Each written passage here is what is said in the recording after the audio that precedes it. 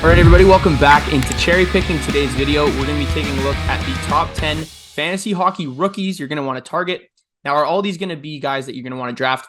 Most likely not, but they're good guys to keep your eye on because I think some of these players will have a lot of upside maybe later on in the season. You'll be able to add them later, or if you're in a dynasty league, you're definitely guys you're going to want to be able to pick up if they're not already gone from your drafts. Let's get into this list. All right, so the first guy we're going to be looking at, and no surprise here, it's Connor Bedard.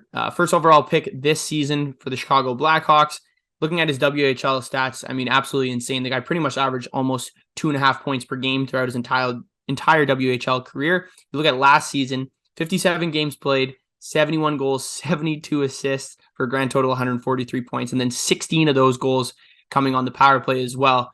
And I think this guy's actually set up decently to succeed this year. You know, a lot of sports books too right now are hanging around his goal total and his point total. His point total sitting around 65 points, goal total right around 31, 32 goals. I think those are attainable numbers for him for sure. Obviously, his plus minus won't be good on the Chicago team. There's no getting around that. But playing on a line with Taylor Hall and Lucas Reichel, I think gives him the opportunity, play with guys that have decent skill compared to some of these other guys that are on this roster. He's going to get a hell of a lot of power play time. And for one thing, he's going to get a lot of shots. We saw his shot totals number in the WHL were absolutely insane. So this is clear cut the number one. There's really no discussion here. You should be drafting Connor Bedard in your fantasy hockey drafts. Okay, so the second guy we're going to be looking at is Logan Cooley on the Arizona Coyotes. I think this guy's in a pretty good position to succeed. And I think looking at this list, he's the second best option here other than Connor Bedard. Looking at his numbers last year with the Minnesota Gophers in the NCAA, 39 games played, 22 goals, 38 assists, and just 2 goals on the power play. But I think with how, there's a lot of young players on this Arizona team, he's going to be playing on this second line. Seems like alongside Matias Maccelli, who was pretty solid last year too before he got hurt. And then also Jason Zucker as well. And I think one thing that really impressed for Logan Cooley that will even bump his profile this year for fantasy hockey players is how well he played in the World Juniors tournament as well. Totaling 14 points in just 7 games, a goal per game, an assist per game as well.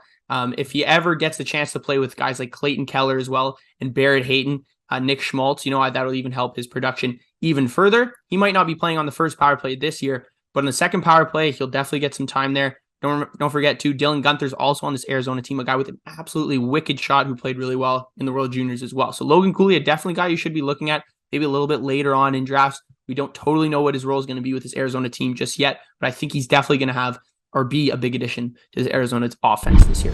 All right, looking at the next guy on this list, it's Luke Hughes. So a defenseman on the New Jersey Devils. Obviously, we saw this guy come into the league last year a little bit, played a few regular season games, and then was welcomed into their playoff stretch as well. But with Michigan last season, played in 39 games, total 10 goals, 38 assists. So definitely still able to produce a decent amount of points as a defenseman. He's great in his own end. He's great on the offensive end as well. We might not see him on the first pair with Dougie Hamilton. I think we'll still see Jonas Siegenthaler up there, but could definitely see him on the second power play and the second unit alongside John Marino. It seems like will probably be the case for Luke Hughes. But, having a guy that got his feet wet last year will be huge for his role on this team. This team will score a lot of goals, and Luke Hughes should have a big part of that and be a good beneficiary of all of that production as well. All right, coming in at number 4 on my list is Devon Levi, the first goalie suiting up for the Buffalo Sabres this season. I think this guy has an awesome opportunity to succeed because, to be honest, if the Sabres try to go back to Eric Comrie and Ukko-Pekka Luukkonen to start this season, I mean, they just don't want to be good. It's just that fact because this offense is absolutely torturous. We saw it last year with how many young guys they have. Tage Thompson broke out along with Dylan Cousins, and I think they just have more guys that are waiting to come up on that list as well. And looking at Levi, his stats at Northeastern, were just fantastic. Last season, he played 34 games, logged 17 wins. Northeastern wasn't great, but he still had one of the highest save percentages in the NCAA at .934. His goals against average .224, and then amassed almost 15 plus shutouts actually in his 2 last seasons in the NCAA. And then going up with a offense that's been absolutely potent, as I mentioned before. They ranked 3rd in NHL in goals per game last season, just under 4, which is absolutely nuts. And even in the 7 games that he played for the Buffalo Sabres last season, he was fantastic. He finished 5-2 with a .905 save percentage, made at least 32 saves in each of his first 4 NHL starts as well. If this offense can stay where it is, this guy's going to rack up a ton of wins, I think, obviously playing in a tough Eastern Conference, but Devon Levi showed that he can play in the NHL at a really elite level, and I think can be an elite fantasy hockey goalie for your team. All right, so number 5 on my list, Really tough here with number 5 and 6. I wanted to put Fantilli here, but same thing I kind of said with Luke Hughes. Matthew Knies got his feet wet last year playing in the playoffs. I think Sheldon Keefe might trust him a little bit more than, let's say, Mike Babcock's going to be trusting Adam Fantilli this season. So I like Matthew Knies this season a little bit more. He played in 7 playoff games last year, finished with 4 points, a goal, and 3 assists. So that's huge there. The one thing that's tough for him, Tyler Bertuzzi and Max Domi coming in. Might be tough for him to crack top 6 minutes, but looking at just his size and his stature and how good he played at Minnesota, really, 6'3", about 210, 215 pounds, excels at creating space down low. I think that's huge for what the Leafs need in this upcoming season. I think Matthew Knies will definitely have an impact on this roster. All right, coming number 6 on my list, Adam Fantilli. I just mentioned why Knies kind of edged him out for that 5th spot. But, on this Columbus Blue Jackets team, it seems like he'll probably be playing on a line with Kent Johnson and Kirill Marchenko, which could prove to be a very good line in this Columbus organization for years to come. But you can't really disrespect a Hobey Baker winner. He won it just last year. He had 65 points in 36 games with 30 goals.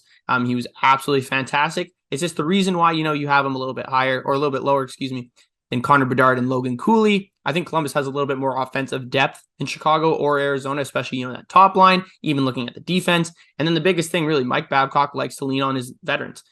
So if Fantilli really gets in the doghouse early, will he be able to get out? I think his long-term potential is absolutely fantastic. But for fantasy hockey this year, might be a little bit tough to trust him. I think if you want to pick him late in drafts, that's fine, but he also will be an option I think you'll be able to pick up later on. Okay, so the next guy we're going to be looking at, Brandt Clarke on the LA Kings, a defenseman as well. He started with the Kings last season, didn't really crack this roster, ended up appearing in just a couple games, netted a couple points, but really found his way back in the OHL where he actually produced at a very great rate, posting 23 goals and 61 points in 31 games as a defenseman.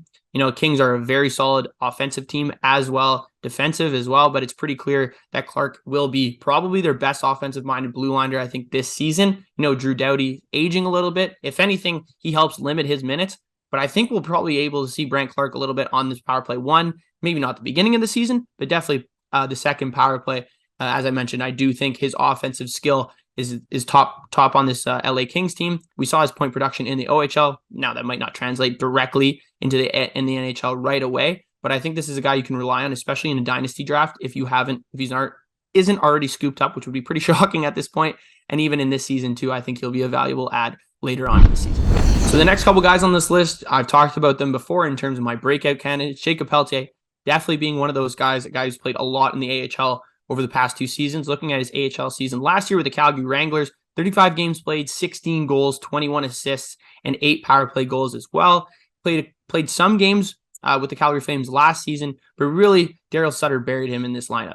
He scored his first goal. Daryl Sutter didn't even know what number he was, who he was. That's just kind of how Daryl Sutter was. I think with a new coach coming in, he gives a brand new, fresh opportunity for Jakob Pelletier to succeed here. He was more than a point per game throughout his entire QMJHL career, and I think we could see maybe a similar type of production with Pelletier. Maybe not this season, but a 40-point season, if he's able to crack this top 6, is not crazy. He's flying under so many people's radars right now. This guy is extremely skilled and someone I definitely think you have to keep your eye on as the season progresses.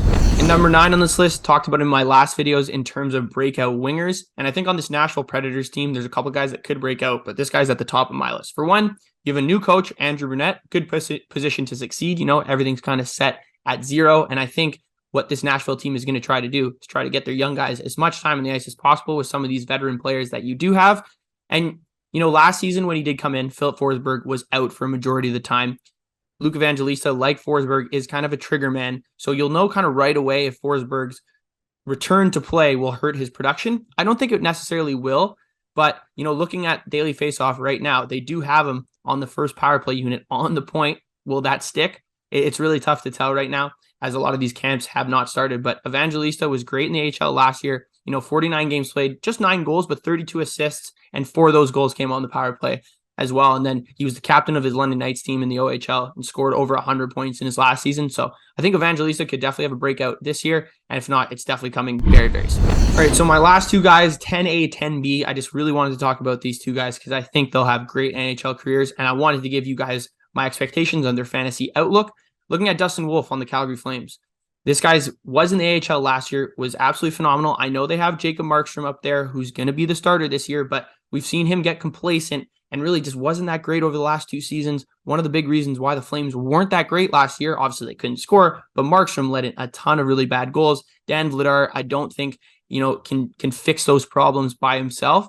You look at Dustin Wolf's AHL numbers last year, they're insane. 55 games played, 42 wins, so just about 10 losses, 10 losses in regulation as well. 932 save percentage, almost a goals against average below 2, and then 7 shutouts as well. This kid's huge. He's going to be fantastic in the NHL. Will it be this year? It'll be tough to tell, but stash him on your teams if you can. I think Dustin Wolf will or does have a better shot of cracking this Calgary Flames lineup than I've seen a lot of people talk about Askarov on the Nashville Predators. I think it'll be way tougher. They picked up Kevin Lankinen. They have Jussi Saros there. I think this Flames team is way more ready for kind of a transition at goalie right now, and Dustin Wolf is definitely the guy that can do that. And then Leo Carlsson on the Anaheim Ducks. The one thing I say about him, he's obviously quite young, but he has played in the SHL for a couple of years now. Last season in the SHL, he had played 44 games, had 10 goals, 25 assists, and 7 power play goals there. Playing in those European leagues, you definitely play against guys that are older, so you're kind of a little bit more pro ready when you come to that level. But the one thing that I will mention with Leo Carlsson, the Ducks have so many guys tied up, veteran centers that can kind of play his role right now. Alex Killorn's making at least $5 million per year. Adam Henrique, Ryan Strome, Jakob Silverberg as well. There's definitely a couple guys that could eat into Leo Carlsson's playing time. Is the one thing I'll be concerned about. But if this guy gets an opportunity and eventually gets top 6 minutes, he's going to be fantastic. He will take advantage of the opportunity up there. I've heard nothing but great things in SHL. I think there's a reason why we saw him kind of jump and leapfrog Adam Fantilli in this draft. And I think Leo Carlsson will definitely have a factor and be productive on this Anaheim Ducks team this season. All right, thank you guys for tuning in. Let me know what you thought of the top 10, top 11 fantasy hockey rookies I have on this list this year. Let me know if I left anyone off this list that you're considering drafting or maybe picking up. I'm glad to share my opinion with you guys. Great new guest coming on the show for the next episode. Can't wait to talk to him about what's coming up for the fantasy hockey season, and I'll see you then.